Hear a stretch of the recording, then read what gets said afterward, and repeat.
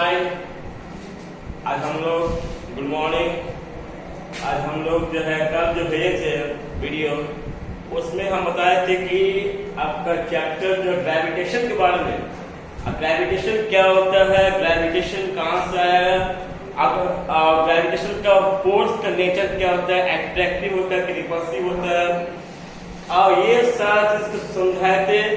और हमको हमको समझ में आ रहा था कि ग्रेविटेशनल का फोर्स का नेचर होता है attractive.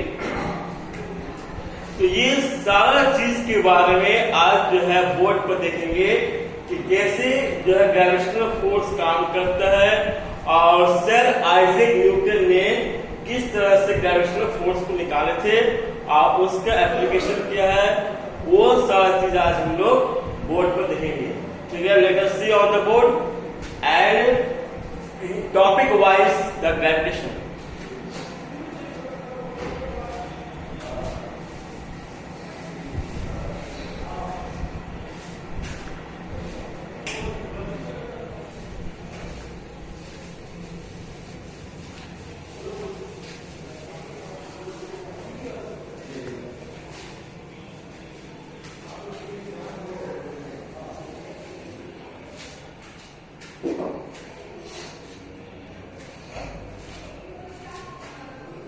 Standard 9 physics chapter gravitation.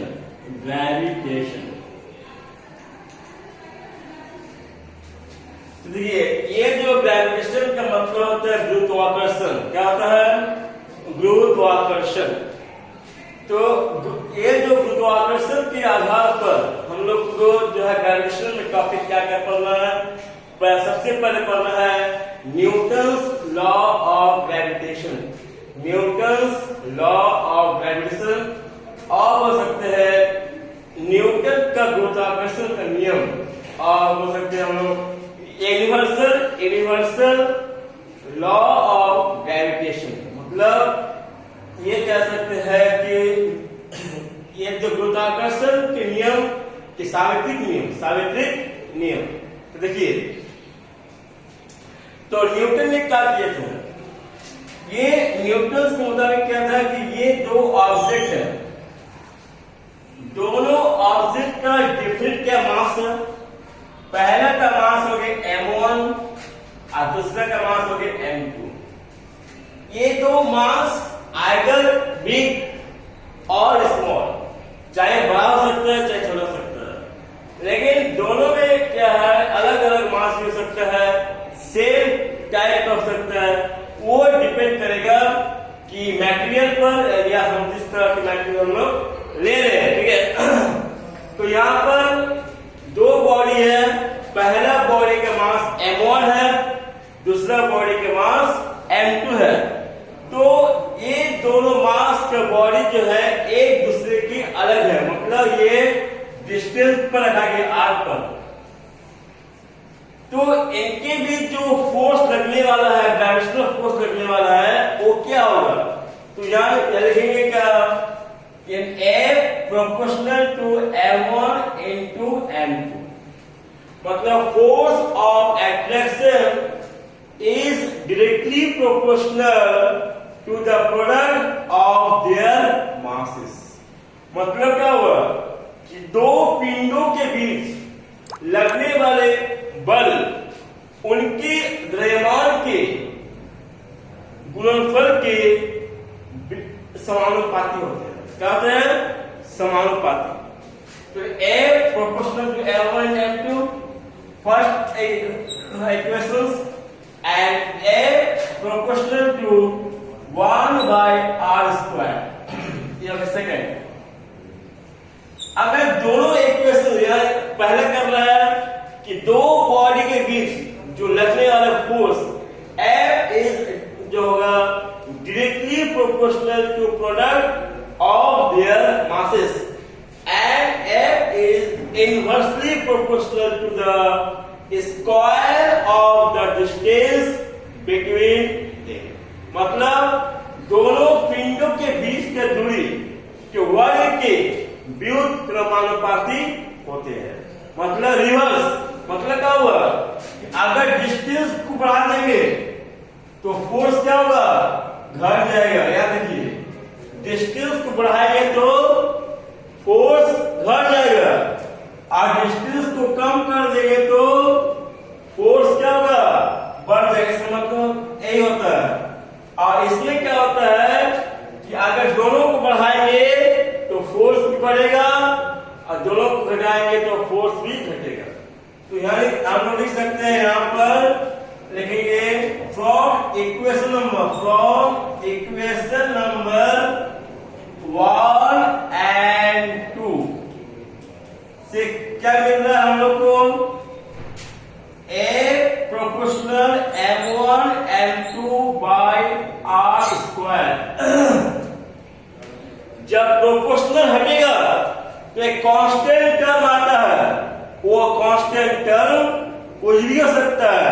यहां पर लिया गया है कैपिटल G को, यानी हो जाएगा M इक्वल हो गया G M1 M2 by R square.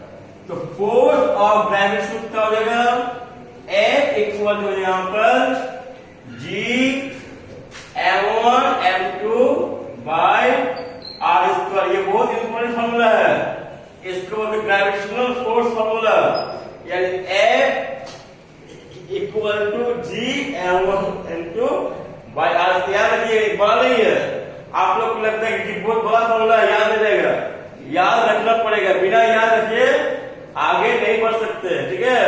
क्योंकि F इक्वल हो गया G M1 M2 by R square. Clear बच्चे, यानी फोर्स होता है यहाँ पर, जब इसमें फोर्स हो गया है, देखिए G स्क्वायर, G क्या है, G हो गया आपको ग्रेविटेशनल कांस्टेंट। इसकी वैल्यू कितना होता है, इसकी वैल्यू होता है आपको कैपिटल G का मान होता है 6.7, पहले था 6.67 था, अब कर दिया गया 6.7 into 10⁻11 Newton metre square kg-2, या पर केजी को लिख सकते हैं। यानी कैपिटल G का मान कितना होगा, 6.7 into 10⁻11 Newton metre square kg-2। और ये कैपिटल G का मान हर जगह के लिए, पूरे वर्ल्ड में, पूरे विश्व में, पूरे जगह के लिए, हर जगह के लिए क्या होता है, सेम होता है, ये कभी भी चेंज नहीं करता है। और कैपिटल G कौन सी क्वांटिटी है, G इज, और ये स्कैलर कौन सी क्वांटिटी है, स्कैलर क्वांटिटी। G को किसने मेजर, G को मेजर किया था कैवेंडिश, यानी इसका G का वैल्यू को जो कैवेंडिश मेथड से हम लोग मेजर कर सकते हैं। G is measured by Cavendish method,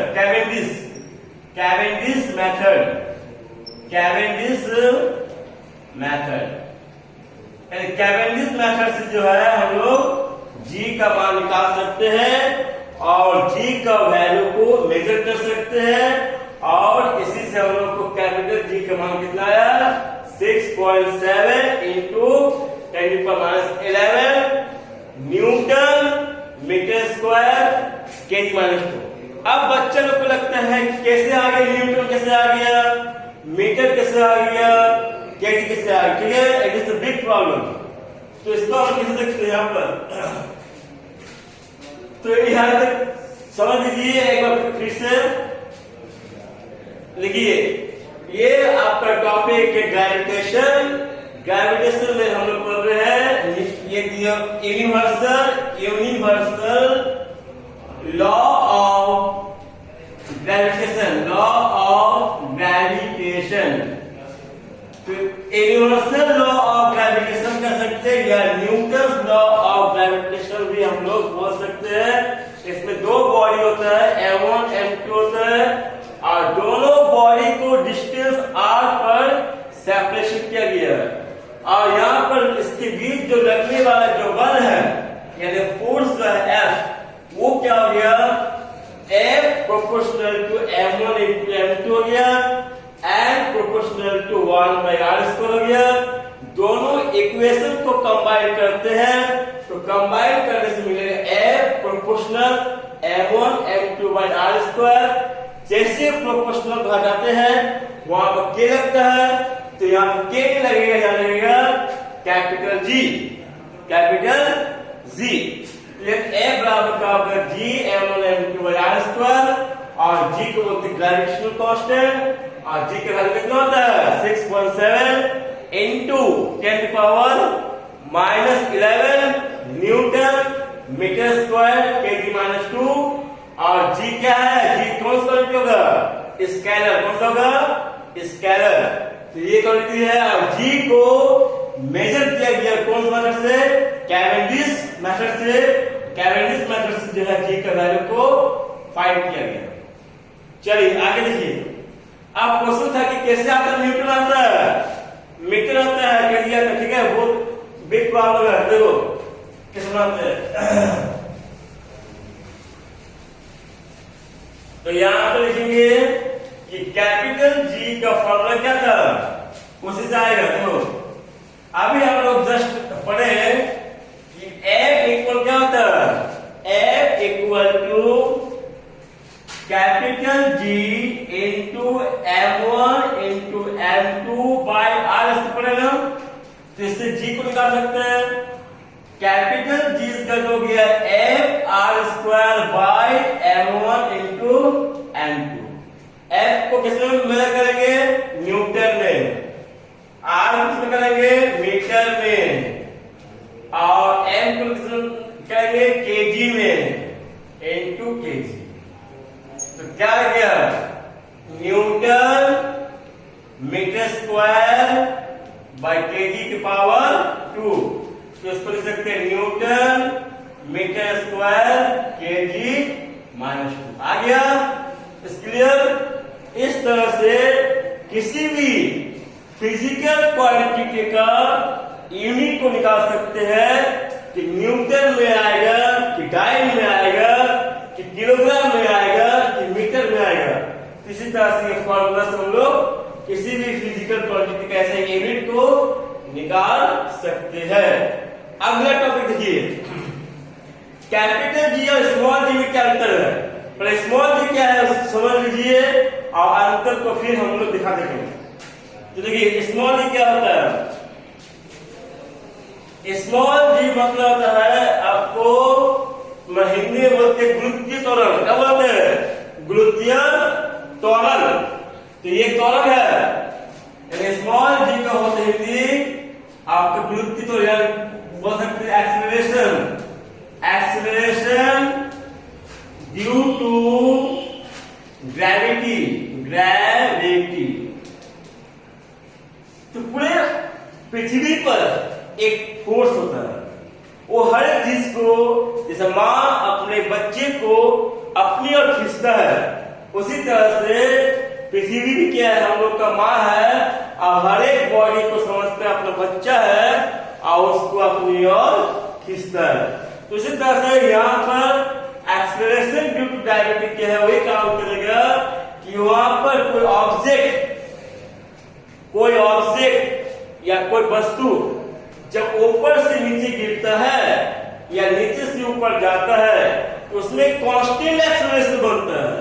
उस कांस्टेंट एक्सीलरेशन जो बनता है उसको बोला गया है एक्सीलरेशन ड्यू टू ग्रेविटी। और ये constant acceleration is directed towards the earth. मतलब क्या होगा, जिस कांस्टेंट एक्सीलरेशन से कोई बॉडी पृथ्वी की ओर गिरता है या पृथ्वी से दूर जाता है कि एक सर्टेन हाइट पर, उसको बोलते हैं एक्सीलरेशन ड्यू टू ग्रेविटी। इसका सिंबल क्या हो गया, स्मॉल जी। क्या होता है स्मॉल जी, हम लोग लिख सकते हैं इसकी definition, constant acceleration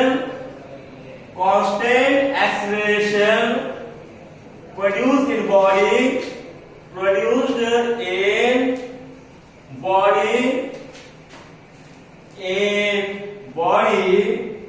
in rise or fall in condition towards the earth, towards the earth or gravity।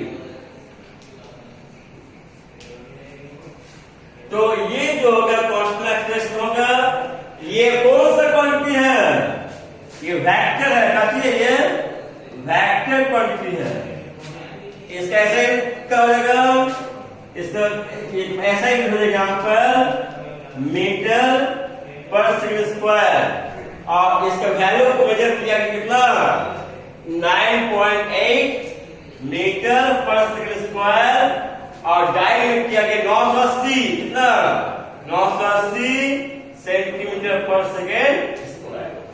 यानी ये स्मॉल जी का हदिया क्राइटेरिया है, और स्मॉल जी को बोलते हैं एक्सेलरेशन ड्यू टू ग्रेविटी बोलते हैं, और ये कांस्टेंट एक्सेलरेशन प्रोड्यूस होता है इन बॉडी पर कब इन राइज और for in condition towards the अर्थ और ग्रेविटी।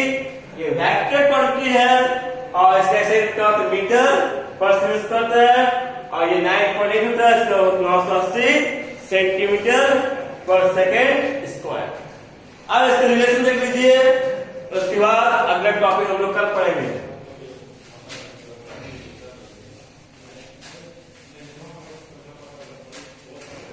अब देखिए रिलेशन बिटवीन, देखो टॉपिक देखो जी, देखो relation between capital G and small G. तो हो गया ना, लेकिन रिलेशन बिटवीन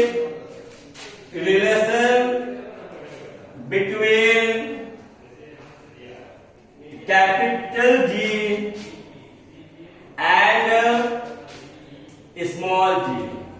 तो हम जानते हैं क्या solution, we know that F equal to GMM by R square। मतलब क्या हुआ कि अगर कोई बॉडी है किसी अर्थ के सरफेस से गिर रहा, मान लो, ठीक है ना, बॉडी का मास m है या स्मॉल m है, इसका रेडियस हो गया r हो गया। तो अब यहाँ पर दोनों के जो फोर्स लगने वाला है वो हो गया ये F equal to GMM by R square. अगर ये कांस्टेंट एक्सेलरेशन गिर रहा है तो क्या होगा, फ्रॉम न्यूटन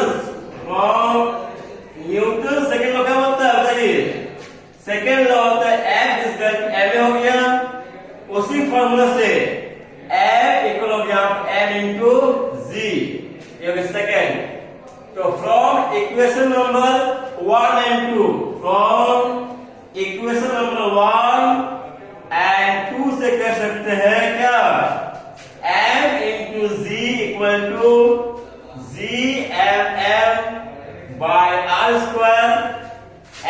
m कर लिया तो स्मॉल g का मतलब कितना होगा, GM बाय R स्क्वायर। तो एक बार फिर से देख लीजिए कि relation between capital G and small G, we know that F is equal to GMM by R square, and from Newton's second law of motion F is equal to ma, इसलिए F बराबर एक हो जाएगा Q, यानी A जो है यहाँ पर G के रूप में काम कर रहा है, A जो है G के रूप में काम कर रहा है। तो यानी ये हो गया from equation number 1 and 2 and G is equal to GMM by R square, G का मान कितना हो जाएगा, GM by R square। ठीक है, ओके, समझ में आ गया, गुड लक। अब क्लास 9 इसको ध्यान से पढ़िएगा, आपको बहुत हद तक क्लियर हो जाएगा, और इससे रिलेटेड